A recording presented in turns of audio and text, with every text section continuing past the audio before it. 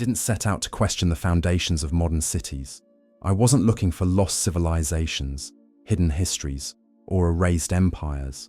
I was studying something far more ordinary: old photographs, 19th century city images, Victorian construction, early urban development, the kind of material that fills archives and history books. And at first, everything looked normal: brick buildings, stone facades, horse-drawn streets, early industry finding its shape, until a detail started repeating. Not once, not twice, but everywhere. Windows at ground level, half buried, ornate stonework disappearing into sidewalks, entire building faces cut off by modern streets, as if the lower portion of the structure no longer belonged to the surface. At first, it felt insignificant, easy to explain away. Cities grow, ground levels rise, streets change, that's what we're told. But then the pattern refused to stay small, because this wasn't one city, it wasn't one country, it wasn't even one continent. It was everywhere, across North America, across Europe, across parts of Asia, cities separated by oceans, developed under different governments, with different cultures, economies, and climates, all showing the same thing: buildings that appear to have been pushed downward into the earth, and not crude buildings, not rough basements or forgotten service floors. These were architectural masterpieces, stonework more detailed underground than most modern buildings above ground, arched windows framed with carved ornamentation, decorative columns and masonry buried where no one was meant to see them. That's where the first crack appears. Because if these were basements, they make no sense. Basements are utilitarian, cheap, functional. They are not built with precision stone carving. They are not given symmetrical window layouts. They are not designed to impress. And yet, these buried levels are often more elaborate than the visible portions above them. So we're given an explanation. Streets were raised for sanitation, for flood control, for modernization. And yes, street raising did happen in some places. But here's the problem. The explanation only works until you actually look. Raising a street by several meters across an entire city is not a small project. It requires enormous planning, massive labor, years of disruption, extensive documentation, engineering reports, municipal records, budget breakdowns, newspaper coverage. And yet, in city after city, those records are thin, incomplete, or missing entirely. Buildings that appear in early photographs with doors at street level suddenly reappear decades later with those same doors buried underground. No detailed explanation, no proportional documentation, no clear transition, just buried. And the more examples you collect, the harder it becomes to treat them as isolated cases. Seattle has entire districts beneath modern streets. Chicago raised its ground level by meters, leaving miles of lower floors sealed below. Edinburgh has streets under streets, complete with former shopfronts. Portland has underground corridors beneath the city. This is often described as normal urban archaeology. Cities build on top of themselves. But that explanation quietly ignores something critical. These are not ancient ruins. They are not Roman foundations buried over centuries. These are sophisticated 19th century structures, buried within decades of their construction, sometimes within years, which raises a simple question no one seems eager to answer. Why would anyone build something so elaborate just to bury it? That's not how construction works. That's not how economics works. And that's not how people behave. You don't invest enormous resources into architectural detail, knowing it will be immediately hidden forever, unless it wasn't meant to be buried. And this is where the investigation truly begins. Not with theories, not with speculation, but with observation. Look closely at these buildings. Support columns that terminate underground, as if they were designed for a lower ground level. Drainage systems that slope upward instead of down. Ventilation openings positioned where they would only function if the street level were lower. These are not mistakes. They are consistent design features, features that only make sense if the current street level is not the original one. And when you gain access to these buried spaces, through renovations, basement conversions, or urban exploration, what you find is even more unsettling. Finished walls, decorative moldings, architectural symmetry, spaces designed to be occupied, seen, used, not storage, not foundations, primary spaces. The material burying them adds another layer to the mystery. In many locations, it isn't slow urban build-up. It's thick layers of compacted mud, sand, and clay. Sediment consistent with rapid deposition, not centuries of gradual accumulation. Which brings us to a point history rarely wants to address directly. Something happened. Not necessarily a single event, not necessarily the same cause everywhere, but something significant enough to alter ground levels across cities worldwide and leave behind architecture that no longer aligns with the surface we walk on today. Now, before we go any further, let me be clear. This investigation is not here to tell you what to believe. It's not here to replace one rigid narrative with another. It's here to ask why the physical evidence doesn't match the story we're given. Because history should explain what we see, and when it doesn't, the responsible response isn't dismissal. It's curiosity. If you find this kind of investigation valuable, looking at what's physically there instead of repeating comfortable explanations, take a moment to support the work. A simple like helps more than you might think, and subscribing keeps these episodes connected as the series unfolds. Because in the next episode, we're going to narrow the focus. We're going to stop looking at cities as a whole and start examining the buildings themselves, their proportions, their design logic, their placement in time and space. Episode 2 is titled Architecture That Shouldn't Be Here. And once you see what these buildings reveal on their own, the question won't be why were streets raised? It will be what were these cities originally built for?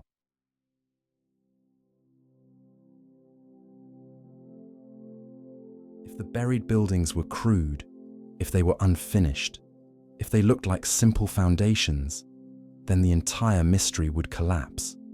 We could call them basements. We could call them early construction mistakes.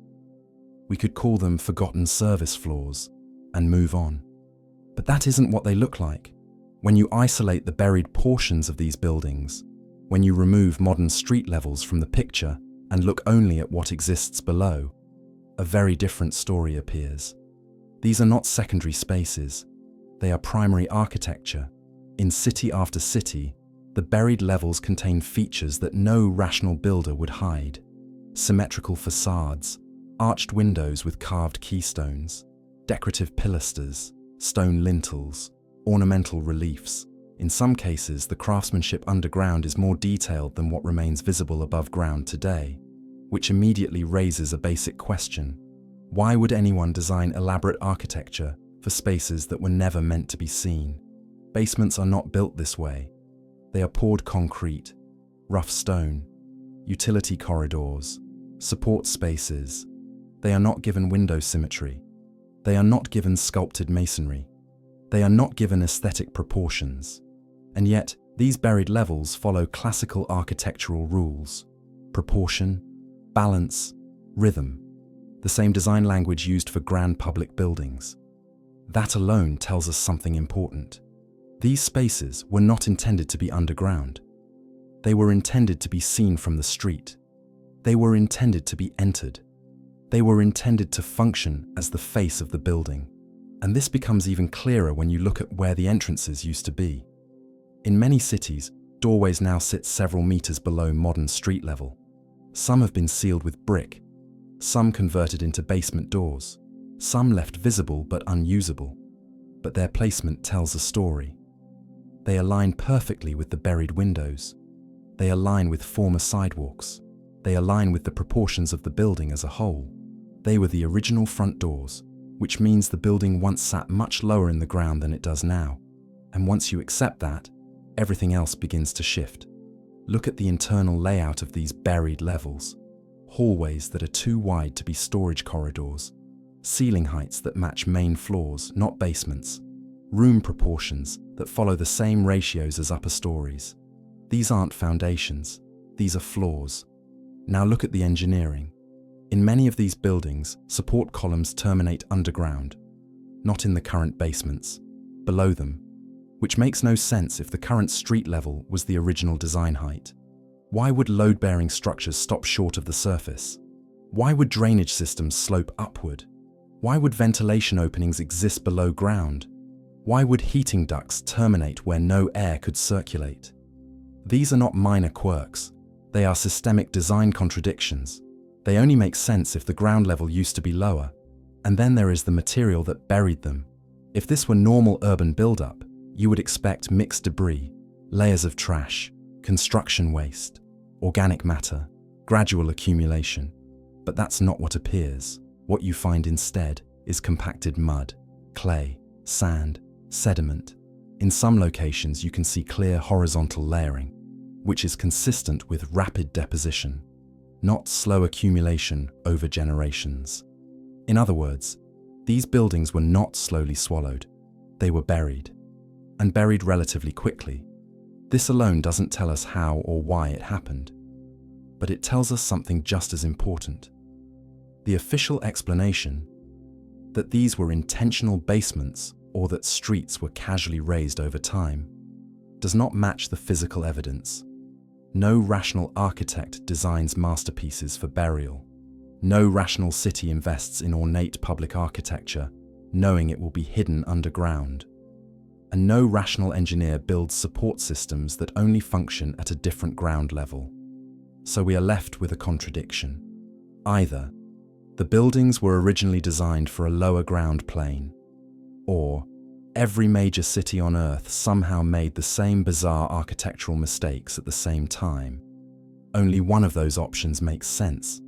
And once you accept that the current street level is not the original one, you are forced into a much more uncomfortable question.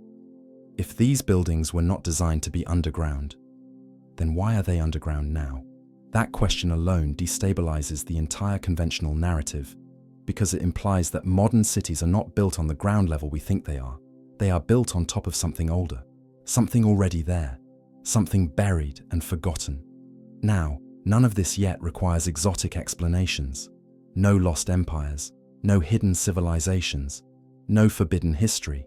It only requires one simple admission: that the physical evidence contradicts the official story.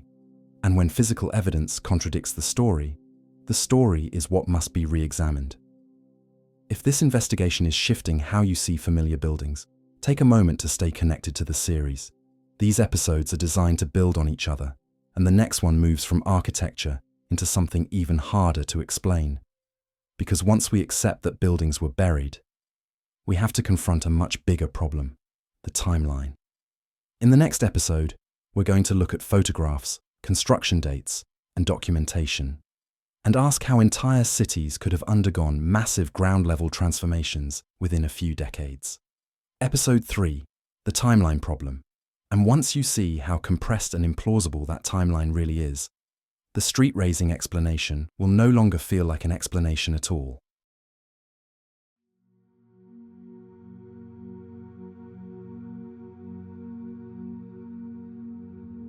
Once you accept that these buried levels were never meant to be underground, the mystery stops being architectural. It becomes chronological, because even if we ignore why the buildings were buried, we still have to explain when. And this is where the official story begins to collapse under its own weight. According to historical records, most of the buildings with buried ground floors were constructed between roughly 1830 and 1900. That part is not controversial. We have dated photographs, we have municipal records, we have architectural drawings. But here's the problem. In city after city, the same buildings appear in early photographs sitting at street level, and then reappear in later photographs partially submerged, sometimes with 3 meters of earth covering the original floor. Sometimes more, and the time gap between those photographs is not centuries, it's decades. In some cases, less than 20 years. which means we are being asked to believe something very specific, that entire cities raised their street levels by several meters, across miles of streets, in the middle of active urban life, within a single generation, and somehow left almost no serious documentation of doing so. Let's slow that down. Raising a city's streets by even 1 meter is not a minor project. It requires regrading every road, rebuilding sidewalks, modifying every building entrance, extending sewer lines, rerouting drainage, rebuilding bridges, reconstructing rail lines, adjusting utility networks. Now multiply that by 3 or 4 meters, and then multiply that by dozens of cities, all within roughly the same 30 to 40-year window. This would have been one of the largest infrastructure efforts in human history. And yet, there is no global record of it. No international coordination documents, no engineering congresses discussing it, no standardized manuals, no detailed municipal cost records, no wave of political debates about it. Instead, what we get are vague references: street improvements, urban regrading, sanitation projects, flood control measures. That language does not match the scale of what physically occurred. You don't bury entire city centers under meters of earth and call it street improvement. And the deeper you look into municipal archives, the stranger it gets. In many cities, records mention street raising projects, but never specify how much material was used, never specify where it came from, never specify where its yob was deposited, never specify how long the work took, never specify how daily life continued during excavation, and most disturbingly, never explain why fully functional architecture was sacrificed instead of excavated. If a city finds its streets too low, you don't bury your buildings. You remove material, you lower grade, you improve drainage, you don't entomb your own infrastructure. That makes no economic sense. It makes no logistical sense. It makes no urban planning sense. Now look at the photographic timeline itself. In many cases, the earliest photographs already show buildings sitting at modern street level, which means the burial event happened before photography was widespread. And in others, you can catch the transition in progress: scaffolding built to reach new street heights, workers digging downward instead of upward, temporary wooden sidewalks suspended above old ground levels. Which raises a devastating question: why are there no photographs of the burial process itself? We have photographs of everything from that era: factories, train stations, tenement construction, bridges, canals, war zones, but almost no photographic record of entire cities being raised by meters of earth. That absence is not neutral, it is a pattern. And then there's the coordination problem. How did dozens of cities, across different countries, climates, and political systems, all decide to perform massive street-raising operations within the same historical window? Why did London, Paris, Chicago, St. Petersburg, Boston, Vienna, San Francisco, and dozens of others all converge on the same solution at the same time, without documented coordination, without shared engineering programs, without shared funding mechanisms, without shared political agreements? The probability of that happening by coincidence is effectively zero. Now add one more detail. In many cities, the buried buildings were still structurally sound when they were entombed. There is no record of mass collapses, no record of widespread structural failure, no record of buildings being condemned before burial, which means they weren't burying ruins. They were burying usable buildings. That is irrational behavior. Civilizations do not intentionally destroy functional infrastructure at massive scale, unless something else forced their hand. And this is where the timeline becomes truly uncomfortable, because the burial appears to have happened too fast to be gradual, too globally synchronized to be local, too poorly documented to be intentional, and too destructive to be voluntary, which leaves only two broad possibilities. Either every major city on Earth independently decided to bury parts of itself for vague sanitation reasons within the same few decades, and then forgot to document it properly. Or something happened to those cities that we no longer talk about, some event, process, or condition that forced rapid, large-scale, ground-level change. And whatever that event was, it left architectural evidence, geological evidence, photographic evidence, but almost no written explanation. That combination should make anyone uneasy, because it means our cities may not be layered by slow progress, but by abrupt disruption. And if that's true, then the buried architecture is not a curiosity.